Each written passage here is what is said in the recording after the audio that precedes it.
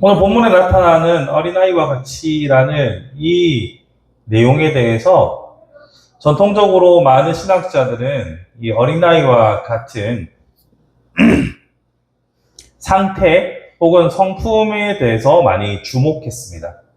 그래서 어린아이처럼 순수하고 어린아이처럼 욕심이 없고 어린아이처럼 그런 순결한 상태에 대해서 많이 집중을 했더랬죠.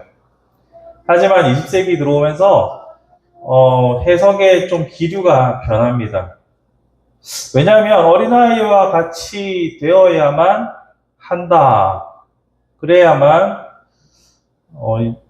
그 나라에 하나님 나라를 받을 수 있다라고 말할 때 생각해 보니까 우리가 하나님의 앞에서 선다고 생각해 보면 우리는 결코 어른스러웠던 적이 없죠.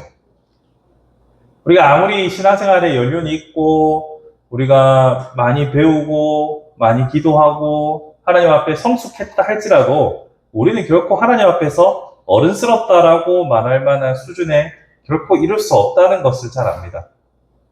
기본적으로 우리가 예수 그리스도를 통하지 않고서는 구원에 대해서 1도 논할 수 없을 만큼 어린아이와 같은 상태라는 것을, 수준이 미달이라는 것을 우리는 잘 알고 있습니다. 예수께서 우리를 위하여 대신 죽어주셨고 성령님을 통해서 조금이나마 깨닫게 하셨기에 우리가 하나님 앞에 설 수 있는 것이지, 우리는 단 한 번도 이런 어린아이의 수준을 벗어났던 적은 없습니다. 그런 의미에서 어린아이와 같다라는 것은 지적으로 보나 인격적으로 보나 이 성품적으로 이미 함량 미달인 것이기에 오늘 이 본문을 어린아이와 같다는 것을 성품의 차원에서 접근하는 것은 사실 어폐가 있습니다. 그래서 아까도 말씀드렸던 것처럼 20세기의 신학적인 흐름의 변화는 이 성품이 아니라, 이 아이의 성품이 아니라 이 아이의 낮은 사회적 지위에 초점을 맞추는 것으로 신학의 기류가 변하게 되죠.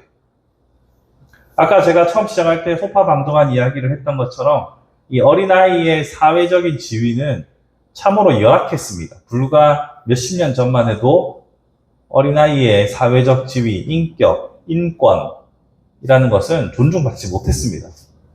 여러분 어릴 적 기억나시는 유명한 멘트들이 바로 이런 거 아닙니까? 애들은 가라. 그런 애들은 가라라고 말하는 것에 함의하고 있는 것은 온전한 하나의 인격체로 보지 않았고 그저 귀찮은 존재 혹은 손이 가야 하는 존재 정도로만 생각했습니다. 수십 년 전만 해도 그랬을 텐데 예수님이 활동하셨던 2000년 전에 그 아이들의 인권은 말해 무엇하겠습니까? 그래서 예수님께 오던 아이들을 제자들조차도 제지하고 가까이 오지 못하게 하고 심지어 꾸짖는 것을 오늘 본문 13절에서 발견할 수 있지요.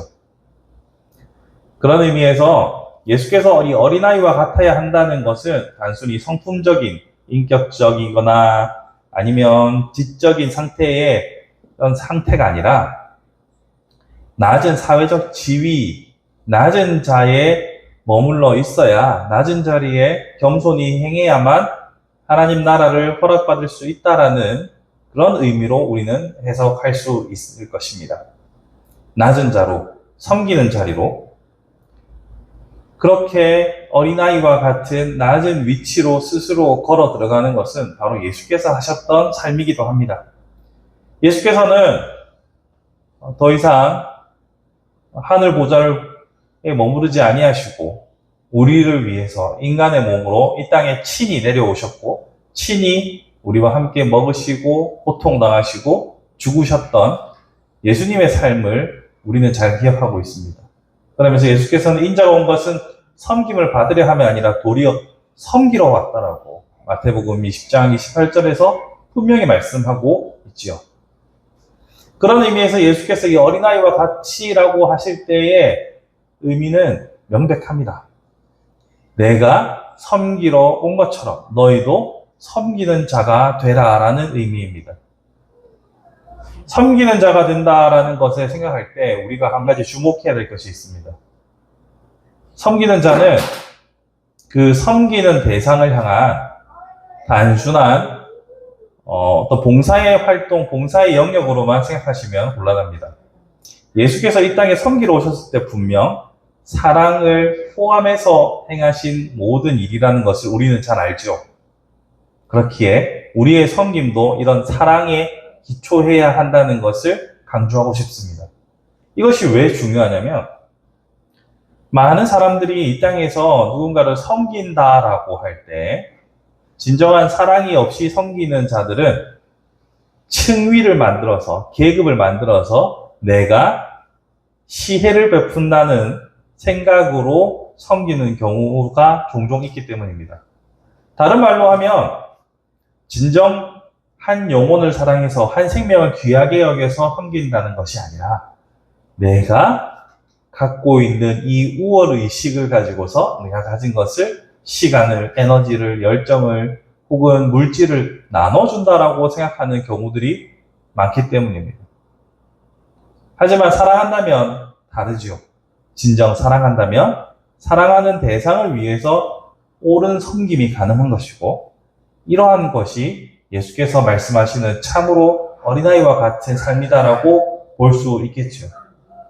그런 의미에서 우리의 삶이 예수 그리스도의 사랑으로 충만하고 동시에 이러한 어린아이와 같은 낮은 자세로 사랑하고 섬기는 것이 오늘날 우리에게 예수께서 요구하시는 바라는 것을 반드시 기억해야 합니다. 아울러서 우리가 주목해야 볼 것은 누구나 다 이 섬기는 자가 되는 것이 아니라 군림하는 자가 되고자 하는 것은 많은 대부분 아니 모든 사람들이 가지고 있는 욕망이라고 생각합니다.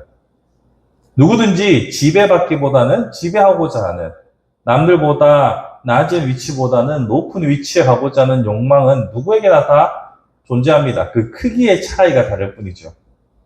이런 욕망이 가득한 이 세상을 우리는 생각해 봐야 합니다. 군림하는 자들을 향하여서 우리는 그들이 가지고 있는 욕망이 얼마나 위험한지에 대해서 우리는 잘 살펴봐야 합니다. 최근에 법원에 대한 우리의 고민들이 참 많아졌습니다. 우리가 사회적인 합의에 따라서 약속에 따라서 권위와 질서를 부여했던 법원이 우리의 상식과 벗어난 우리의 기대를 저버리는 행동들을 했습니다. 그에 대해서 많은 사람들은 그 집단이 가지고 있는 군림하고자 하는 욕망을 보게 됩니다. 많은 소위 잘 나가는 엘리트들이 가지고 있는 특권의식과 우월의식 그리고 그들이 가지고 있는 군림하고자 하는 욕망을 우리는 보게 됩니다. 그렇기에 우리는 우리 스스로 낮은 자로, 섬기는 자로 살아가야 할 뿐만 아니라 그러한 위험성들을 주목하고 감시하는 역할도 같이 해야 합니다. 분명 헌법에는 대한민국에서 아무런 계층과 어떤 신분의 차이를 허락하지 않는다고 말하고 있지만 가진 자들은 혹은 또 많이 배운 자들은 그렇게 세상을 이분법적으로 보고 있다는 것은 시간이 지날수록 이 한국 사회에서 명백하게 드러나고 있습니다. 소위 서울대 출신의 잘 나가는 사시 출신이라든지 행시 출신이라는 사람들이 이 땅에서 누리고 있는 혹은 이 땅에서 행하고 있는 권세들을 생각해보면 그것에 대해서 피해를 보고 있는 많은 사람들, 약자들의 우리의 눈에 들어오기 시작할 겁니다. 물론 우리도 마찬가지 피해자일 수도 있습니다. 기득권이 가진 그러한 섬김이 아닌 군림을 우리는 날마다 확인하고 살아가는 시대입니다. 그렇기에 우리의 삶에서 섬김을 실천할 뿐만 아니라 섬김이 제대로 사회적으로 구현되고 있는지 우리는 날마다 살펴보고 목소리를 외치고 또한 기도하는 사람들이 되어야 할 것입니다. 앞으로 계속 새로운 정부가 새로운 정권들이 탄생할 테지만 그럴 때마다 매 순간순간 우리는 눈을 크게 뜨고 살펴봐야 합니다. 완벽한 정부는 있을 수 없다고 생각합니다.